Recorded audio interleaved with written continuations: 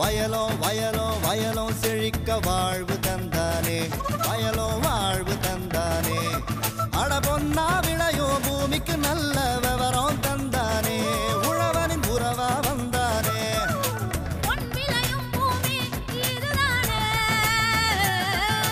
வயலோ வயலோ வயலோ செழிக்க வாழ்வு தந்தானே, வயலோ வாழ்வு தந்தானே. அட பொன்னா விளையோ பூமிக்கு நல்ல விவரம் தந்தானே, உழவனின் உறவா வந்தானே. தந்தன தந்தன தன தந்தானே, மண்வள பொங்கிட துணை வந்தானே. தந்தன தந்தன தன தந்தானே, மண்வள பொங்கிட துணை வந்தானே. மாத்தி யோசிச்சேங்க. பரண்மேல் ஆடு வளர்ப்பில் வெற்றி கண்ட விவசாயி ஜி சீனிவாசன் ஆவார். இவர் நாகை மாவட்டம் வேதாரண்யம் தாலுகா தேத்தாக்குடி தெற்கு பகுதியை சேர்ந்தவராவார். ஆசிரியர் தொழிலில் இருந்து ஓய்வு பெற்ற பின் வேளாண்மையோடு உபத்தொழிலாக ஆடு வளர்ப்பில் ஈடுபாடு கொண்டதன் காரணமாக திருவாரூர் உழவர் பயிற்சி மைய ஆலோசனையின் பேரில் பரண்மேல் ஆடு வளர்ப்பில் சிரோகி, தலைச்சேரி, ஒசமணப்பாடி போன்ற இன ஆடுகளை தேர்வு செய்து அதற்கு முறையான தீவனங்களை அளித்து ஆடு வளர்ப்பில் அதிக வருவாயினை ஈட்டி வரும் இவரின் அனுபவங்களை நம்மிடம் கூற கேட்டபோது,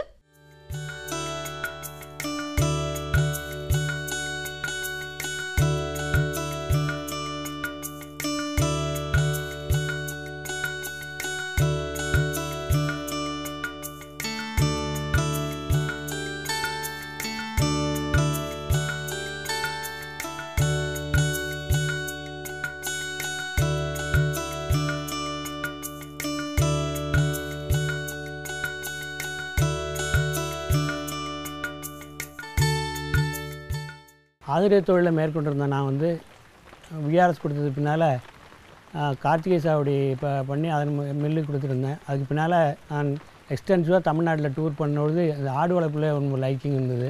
அப்போ வந்து இந்த ஆடு வளர்ப்பு, பரண்மேல் ஆடு வளர்ப்பு நாமும் செய்யலாம், அந்த ஊருக்கு முன்மாதிரியாக இருக்குன்ட்டு சிரோகி, தலைச்சேரி, உஸ்மனாபாடி அந்த 3 இனத்தை செலக்ட் பண்ணி நான் பரண்மேல் ஆடு வளர்ப்பு முறையை செய்து வருகிறேன். இதற்காக 3 ஏக்கர் நிலத்தை புல் சாவடி, பலவிதமான புல் சாவடி செய்து இப்போ அதை ஃபீட் பண்ணுறேன். இதில் வந்து பரண்மேல் ஆடுகளில் வியாதி வந்து வர்றதே இல்லை. சாதாரணமாக கீழே 4 அடி கீழே புழுக்க கொட்டுலுது. மேலே சுத்தமாக ஒரு 2 நாளைக்கு 3 நாளைக்கு ஒரு க்ளீன் பண்ணிடுறோம். புழுக்க கொட்டும் பொழுது ஓடரும் மேலே வர்றதில்லை. அந்த உப்பு கலவையோ ரசாயன கலவையோ அந்த ஆட்டுக்கு வியாதியை தாக்கிறதுக்கான தாக்கத்தை குறைக்குது. உணவு முறையில் கவனம் அதிக ஈடுபாடு கொள்றதுனாலையும் அந்த வளர்ச்சியானது மிக அதிகமாக வேகமாக வருகின்றது. அதன் மூலமாக லாபத்தை அதிகமாக கிடைக்கின்றது.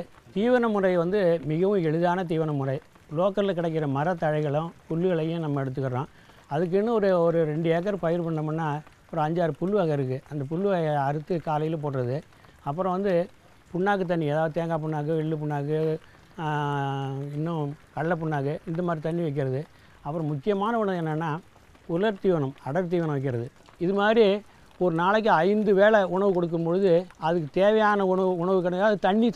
தண்ணி குடிக்கும் பொழுது அந்த தாது உப்பு கலவையை வந்து கட்டியாக தொங்க விட்டுறோம். நம்ம அதை நாக்கால் நக்கி அந்த தாது உப்பு போதுமான அளவு எடுத்துக்கிட்டு, ஆக வளர்ச்சி விகிதத்தை சீரான முறையில் நம்ம கொடுக்கறதுனால வளர்ச்சி விகிதம் ஒரு நாளைக்கு 100 கிராம் அளவுக்கு கிடைக்கிது வளர்ச்சி. இன்னொன்று என்னென்னா, சாதாரண மழை காலத்தில் புல் கிடைக்காது, தழை கிடைக்காது. அந்த நேரத்தில் அடர் தீவனத்தை கொஞ்சம் அதிகப்படுத்தி ரைஸ் பண்ணி கொடுத்தீங்கன்னா பேலன்ஸ் கிடச்சிருது. பேலன்ஸ் கிடச்சி உணவு நல்ல வளர்ச்சி, ஆடு வளர்ச்சி சீராக. இப்போ நீங்கள் ஆட்டை பார்க்கலாம், வளன்னு அந்த தோலெல்லாம் மிருதுவான நிலையில் அதுக்கு இருக்கும். அதாவது தீவன பற்றாக்குறையே அறவே ஏற்படாது.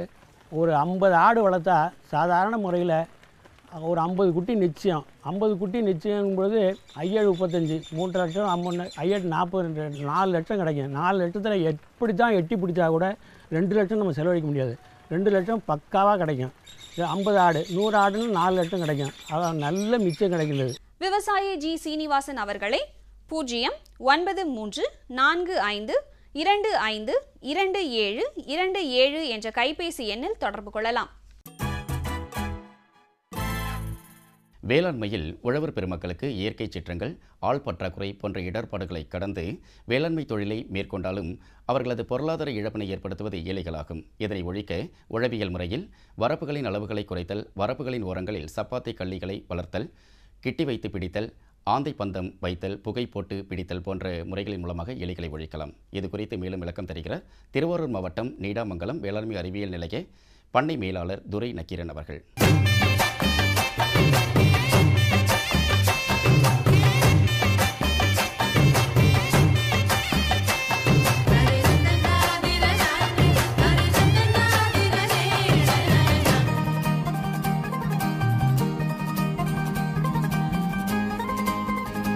விவசாயிகளுக்கும் இந்த மனிதருக்கும் இந்த எலி ஒரு முக்கியமான ஒரு பிரச்சனையாகவே இருக்குது. மனுஷனுக்கு நோயை பரப்புது. அதேமாரி விவசாயிகள் வயல்களில் உள்ள தானியங்களும் பயிரையும் சரி இது சேதப்படுத்துது. அதுமாரி தானியங்களை சேமிக்கும் இடங்கள்லையும் இது சேதப்படுத்துது, வீடுகள்லையும் சேதப்படுத்துது.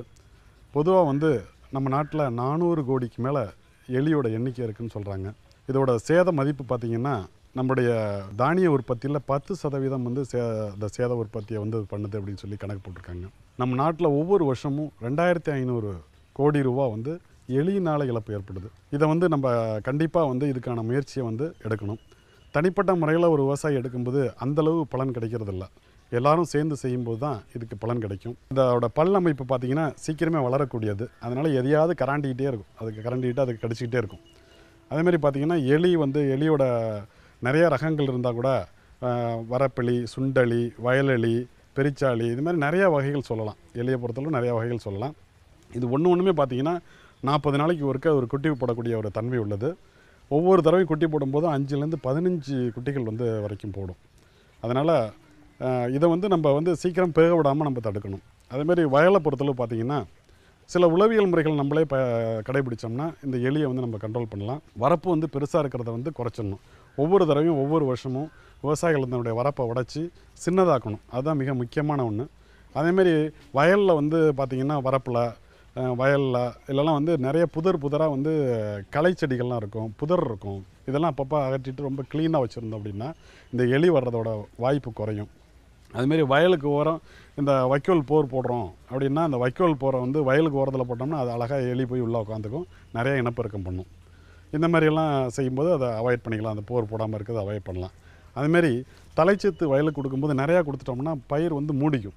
ஸோ அது எலிக்கு ரொம்ப சாதகமான சூழ்நிலையாக போயிடும். அதனால் தலைச்சத்து கொடுக்குறத கொஞ்சம் கொஞ்சமாக பிரித்து கொடுக்கும்போது அந்த எலி உள்ளே தங்காமல் இருக்கிறதுக்கு ஒரு வாய்ப்பு இருக்குது. அதேமாரி ஸ்பேஸிங் நெல் வயலை பொறுத்தளவு 20க்கு 10, 15க்கு 10 அப்படின்னா ரொம்ப நெருக்கி நடுறதை விட கொஞ்சம் ஸ்பேஸிங் விட்டு நட்டோம் அப்படின்னா இந்த வெயில் வெளிச்சத்தில் அது எலி உள்ளே போகாது. ஸோ இது மாதிரி ஒரு சில விஷயங்கள். சில இடத்துல ரொம்ப பாதிப்பு இருக்குது அப்படிங்கிற பட்சத்தில் வெள்ளம் ஆட்டோமேட்டிக்காகவே எலி செத்துரும். ஆனால் வெள்ளம் வராத இடங்களில் நம்மளே வெள்ளம் மாதிரி ஒரு தண்ணியை விட்டு கட்டி வரப்பெல்லாம் முழுகிற அளவுக்கு செஞ்சிட்டோம் அப்படின்னாவே இந்த எலி கண்ட்ரோல் ஆகிடும். ஸோ இது ஒரு விஷயங்கள். சில இடங்களில் என்ன பண்ணுறாங்கன்னா விவசாயிகள் இஞ்சி, கொத்தரை, அதேமாரி சப்பாத்தி கிள்ளி இதெல்லாம் ஓரத்தில் நட்டு வைக்கிறாங்க. இதெல்லாம் வைக்கும்போது அந்த வாசத்துக்கு அது வர்றதில்லை. இது ஒன்று. அடுத்தது எலியை பிடிக்கிறது தஞ்சாவூர் கட்டி வச்சு பிடிக்கிறாங்க. இதெல்லாம் பல நடைமுறையில் உள்ள வழக்கங்கள். அதேமாரி வரப்பை வெட்டி பிடிக்கிறது இதெல்லாம் ரெகுலராக செஞ்சிட்ருக்காங்க. அதில் வரப்பை பார்த்திங்கன்னா புகை போட்டு ஒரு பானையை வச்சு புகை போட்டு அதில் புகையை அந்த ஓட்டைக்குள்ளே செலுத்தும் போது எங்கெங்கே புகை வருதோ அந்த இடத்துல அடைச்சிருவாங்க. அப்படி அடைக்கும்போது மூச்சு திணறி எலிகள் இறந்துடும். அடுத்தது ரசாயன கொல்லி வைக்கணும் அப்படின்னா ஜிங்க் பாஸ்பேட்டை வைக்கலாம். ஜிங்க் பாஸ்பேட் 2% அந்த கரித்தூள் இதை கலந்து வைக்கணும். பொதுவாக இது மாதிரி உணவுகள்லாம் கெமிக்கல் உரம் வைக்கும்போது அதில் தேங்காயோ இல்லை கருவாடோ இல்லை பொரியோ அதெல்லாம் வைக்கும்போது 2-3 நாள் திங்கிதான் பார்க்கணும். திங்கிதான் பார்த்துட்டு அதுக்கப்புறம் 3ஆவது நாள் வைக்கணும். அப்புறம் 2-3 நாள் கழித்து அதை வைக்காமல் நிற்படணும். இப்படி பண்ணும்போது ஓரளவு எலிகள் கண்ட்ரோல் பண்ணுறதுக்கு வாய்ப்பு இருக்குது. அதேமாதிரி அலுமினியம் பாஸ்பேட் இது அலுமினியம் பாஸ்பேட் ஒரு வலையில் ஒரு வரப்பை எடுத்துட்டோம்னா அந்த வரப்பை பொறுத்தளவு எங்கெங்கே ஓட்டை இருக்குதோ அந்த ஓட்டையெல்லாம் அடைச்சிடணும். முதல் நாள் அடைச்சிட்டோம்னா மறுநாள் அந்த எலி ஏதோ ஒரு வழியாக வந்திருக்கும், வெளியில் வந்திருக்கும். அந்த வெளியில் வரும்போது அந்த இடத்துல மட்டும் அலுமினியம் பாஸ்பேட் 6 கிராம் மாத்திரை கிடைக்குது. அந்த மாத்திரையை உள்ளே போட்டு மூடிட்டோம் அப்படின்னாவே அதோடைய வாசனைக்கு அது முக்கால்வாசி எலிகள் அது 75% எலிகள் அதில் கண்ட்ரோல் பண்ணுறதுக்கு வாய்ப்பு இருக்குது. அதுமாதிரி புரோமோடைலன் கேக்குங்கிறது நம்ம வீடுகள்லையும் வச்சுக்கலாம். வீட்டில் உள்ள எலிகளுக்கும் பயன்படுத்தலாம், குடோனில் உள்ள எலிகளுக்கும் பயன்படுத்தலாம். புரோமோடைலன் கேக்கை முதல் நாளே கலந்து வைக்கணுங்கிற அவசியம் கிடையாது. இதை நம்ம அங்கங்கே கேக்கு அங்கங்கே வச்சிட்டோம் அப்படின்னாவே எலி சாப்பிட்டுட்டு வெளியில் போய் தான் அது சாகும். வீட்டில் இருக்கவங்க வீட்லேயும் நீங்கள் அதேமாதிரி செய்யலாம். அந்த கேக்கு சாப்பிடும்போது அது நரம்பு மண்டலங்கள்லாம் பாதிக்கப்பட்டு அதுக்கு வந்து ஆக்சிஜன் தேவைப்படுங்கிற மாதிரி ஒரு உணர்வு வரும். அது வந்து வெளியில் வந்து காற்று தேடும். அப்போ தான் வந்து நரம்புகள்லாம் வெடித்து வாயு வழியாக ரத்தம் வந்து அது செத்து போயிடும். இந்த மாதிரி ஒருங்கிணைந்த முறைகளை கடைபிடித்து நம்ம எலியை கண்ட்ரோல் பண்ணலாம். அடுத்து எலியை ஒழிக்கிறதுக்கு இன்னொரு முக்கியமான இயற்கை மெத்தடுன்னா பறவை குடில் வந்து நம்ம வந்து வயலில் வந்து தென்னை மட்டையை தலைக்கில் திருப்பி வைக்கிறது, அதுமாரி பறவை வந்து உட்கார்றதுக்கான ஒரு அமைப்பை ஏற்படுத்தி வைக்கிறது. அப்படி வைக்கும்போது இரவு நேரங்களில் வந்து ஆந்தைகள் வந்து உட்காந்து அந்த எலியை பிடிக்கக்கூடிய ஒரு வாய்ப்பு இருக்குது. இதனால் இயற்கையாக வந்து அந்த எலியை கண்ட்ரோல் பண்ணக்கூடிய ஒரு இது செலவில்லாத ஒரு சிக்கனமான முறையாக இருக்குது. இது ஒரு சில விவசாயிகள் தான் செய்கிறாங்க, எல்லா விவசாயிகளும் செய்கிறதில்ல. அதேமாரி ஒரு கிராமங்களில் வந்து அவங்க தொன்று இருக்கக்கூடிய பழக்கம் என்னென்னா வெள்ளைப்பாகு எடுத்துக்கிறாங்க. வெள்ளைப்பாகில் வந்து ஒரு 4-5 அச்சு வெள்ளத்தை எடுத்து அதை பாகாக்கி அதில் வந்து பஞ்சு இல்லை தெர்மோக்கோல் ஷீட்டு இதெல்லாம் போட்டு உதுத்து ஒரு வெள்ளை கட்டி மாதிரி பிடிச்சிட்றாங்க. ஒரு உருண்டை பிடிச்சி அங்கே வயலில் வச்சிடுறாங்க. இதை வந்து எலி சாப்பிட்டதுக்கப்புறம் பார்த்திங்கன்னா ஒரு நாள் கழித்து அந்த உள்ள வெள்ளைப்பாகெல்லாம் கரைஞ்சி செரிமானம் ஆகிடும். ஆனால் அந்த பஞ்சு மட்டும் செரிமானம் ஆகாது, தெர்மோக்கோல் ஷீட்லாம் செரிமானம் ஆகாது. அப்படிங்கும்போது 2 நாளில் ஆட்டோமேட்டிக்காக அது செத்து போயிடும். இந்த மாதிரி ஒரு சில விஷயங்களையும் சரி, வேதியியல் முறைகளாக இருந்தாலும் சரி, உளவியல் முறைகளையும் கடைபிடித்து விவசாயிகள் வந்து இந்த எலியோட தாக்கத்தை குறைக்கணும்னு நான் கேட்டுக்கிறேன். அதேமாதிரி எல்லாரும் ஒன்று கூடி, ஒரு கிராமத்தில் இருக்க எல்லா விவசாயிகளும் ஒன்று கூடி இந்த விஷயத்தை செய்யும்போது தான் கண்டிப்பாக அதுக்கான ஒரு பலன் கிடைக்கும். மேலும் விவரங்களுக்கு 0936024716 என்ற தொலைபேசி எண்ணில் தொடர்பு கொள்ளலாம். மீண்டும் அடுத்த பொன்விளையும் பூமி நிகழ்ச்சியில் சந்திப்போம். வணக்கம். அதை வந்து கொஞ்சம் கொஞ்சமாக பிரித்து கொடுக்கும்போது அந்த எலி வந்து உள்ள தங்காமல் இருக்கிறதுக்கு ஒரு வாய்ப்பு இருக்குது. அதேமாரி ஸ்பேசிங் நெல் வயலை பொறுத்தளவு 20க்கு 10, 15க்கு 10 அப்படின்லாம் ரொம்ப நெருக்கி நடுறதை விட கொஞ்சம் ஸ்பேசிங் விட்டு நட்டோம் அப்படின்னா இந்த வெயில் வெளிச்சத்தில் அது வந்து எலி உள்ளே போகாது. ஸோ இது மாதிரி ஒரு சில விஷயங்கள். சில இடத்துல ரொம்ப பாதிப்பு இருக்குது அப்படிங்கிற பட்சத்தில் வெள்ளம் வந்து ஆட்டோமேட்டிக்காகவே வந்து எலி வந்து செத்துரும். ஆனால் வெள்ளம் வராத இடங்களில் நம்மளே வெள்ளம் மாதிரி ஒரு தண்ணியை விட்டு கட்டி வரப்பெல்லாம் முழுகிற அளவுக்கு செஞ்சிட்டோம் அப்படின்னாவே இந்த எலி கண்ட்ரோல் ஆகிடும். ஸோ இது ஒரு விஷயங்கள். சில இடங்களில் என்ன பண்ணுறாங்கன்னா விவசாயிகள் வந்து இஞ்சி, கொத்தரை, அதேமாரி சப்பாத்தி கிள்ளி இதெல்லாம் ஓரத்தில் நட்டு வைக்கிறாங்க. இதெல்லாம் வந்து வைக்கும்போது அந்த வாசத்துக்கு அது வர்றதில்லை. இது ஒன்று. அடுத்தது வந்து எலியை வந்து பிடிக்கிறது வந்து தஞ்சாவூர் கட்டி வச்சு பிடிக்கிறாங்க. இதெல்லாம் வந்து பல நடைமுறையில் உள்ள வழக்கங்கள். அதேமாரி வரப்பை வெட்டி பிடிக்கிறது இதெல்லாம் வந்து ரெகுலராக செஞ்சிட்ருக்காங்க. அதில் வந்து வரப்பை வந்து பார்த்திங்கன்னா புகை போட்டு ஒரு பானையை வச்சு புகை போட்டு அதில் வந்து புகையை வந்து அந்த ஓட்டைக்குள்ளே செலுத்தும் போது எங்கெங்கே புகை வருதோ அந்த இடத்துல அடைச்சிருவாங்க. அப்படி அடைக்கும்போது மூச்சு திணறி எலிகள் இறந்துடும். அடுத்தது வந்து ரசாயன கொல்லி வைக்கணும் அப்படின்னா ஜிங்க் பாஸ்பேட்டை வந்து வைக்கலாம். ஜிங்க் பாஸ்பேட் 2% அந்த கரித்தூள் இதை வந்து கலந்து வைக்கணும். பொதுவாக வந்து இது மாதிரி உணவுகள்லாம் கெமிக்கல் உரம் வைக்கும்போது அதில் வந்து தேங்காயோ இல்லை கருவாடோ இல்லை பொரியோ அதெல்லாம் வைக்கும்போது 2-3 நாள் வந்து திங்கிதான் பார்த்துட்டு அதுக்கப்புறம் 3ஆவது நாள் வைக்கணும். அப்புறம் 2-3 நாள் கழித்து அதை வந்து வைக்காமல் நிற்படணும். இப்படி பண்ணும்போது ஓரளவு எலிகள் கண்ட்ரோல் பண்ணுறதுக்கு வாய்ப்பு இருக்குது.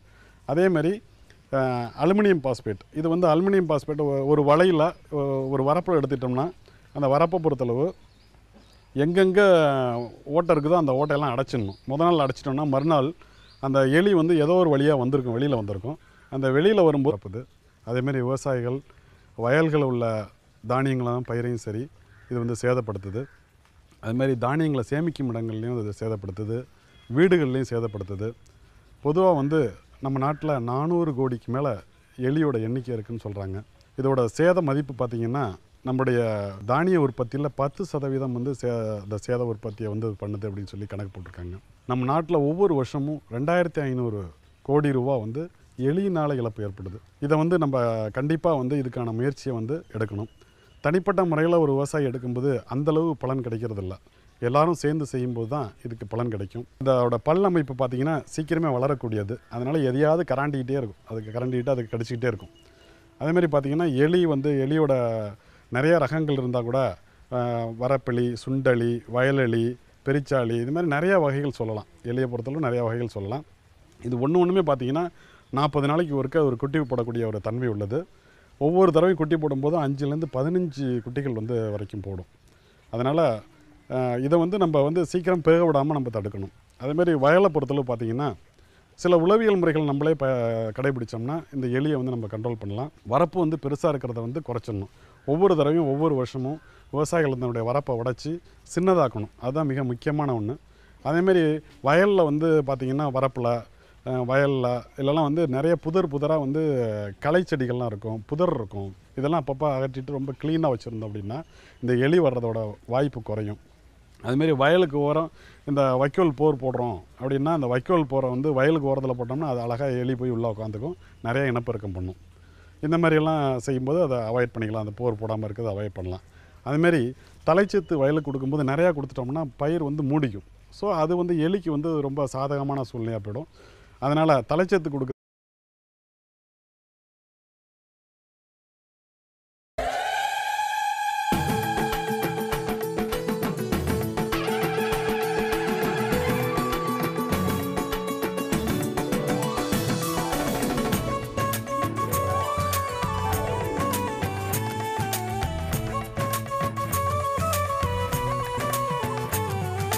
வயலோ வயலோ வயலோ செழிக்க வாழ்வு தந்தானே, வயலோ வாழ்வு தந்தானே.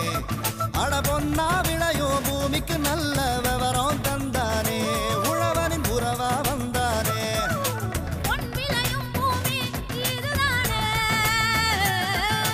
வயலோ வயலோ வயலோ செழிக்க வாழ்வு தந்தானே, வயலோ வாழ்வு தந்தானே. அட பொன்னா விளையோ பூமிக்கு நல்ல விவரம் தந்தானே, உழவனின் உறவா வந்தானே.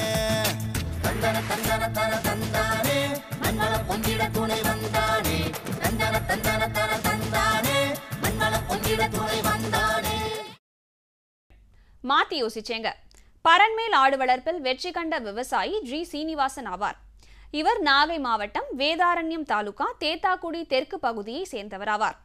ஆசிரியர் தொழிலில் இருந்து ஓய்வு பெற்ற பின் வேளாண்மையோடு உபத்தொழிலாக ஆடு வளர்ப்பில் ஈடுபாடு கொண்டதன் காரணமாக திருவாரூர் உழவர் பயிற்சி மைய ஆலோசனையின் பேரில் பரன்மேல் ஆடு வளர்ப்பில் சிரோகி, தலைச்சேரி, ஒசமணப்பாடி போன்ற இன ஆடுகளை தேர்வு செய்து அதற்கு முறையான தீவனங்களை அளித்து ஆடு வளர்ப்பில் அதிக வருவாயினை ஈட்டி வரும் இவரின் அனுபவங்களை நம்மிடம் கூற கேட்டபோது,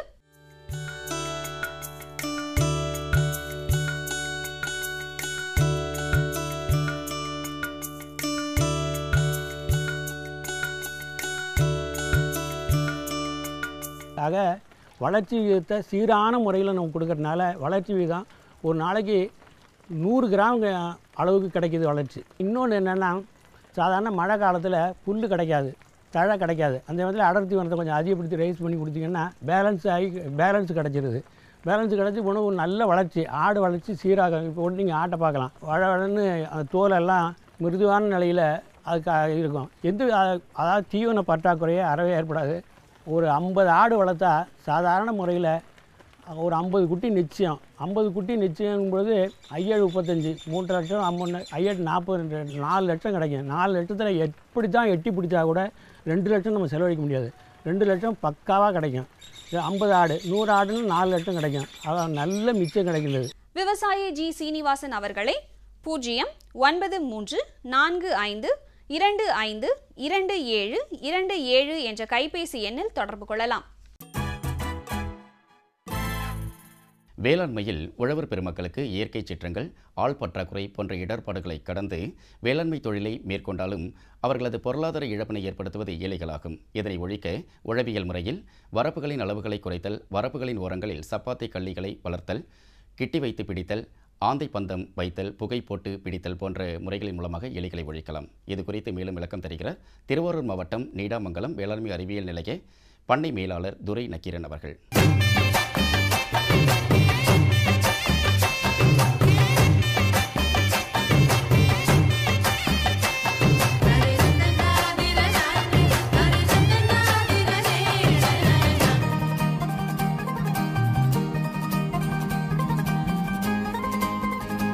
விவசாயிகளுக்கும் இந்த மனிதருக்கும் வந்து இந்த எலி ஒரு முக்கியமான ஒரு பிரச்சனையாகவே இருக்குது. மனுஷனுக்கு வந்து நோயை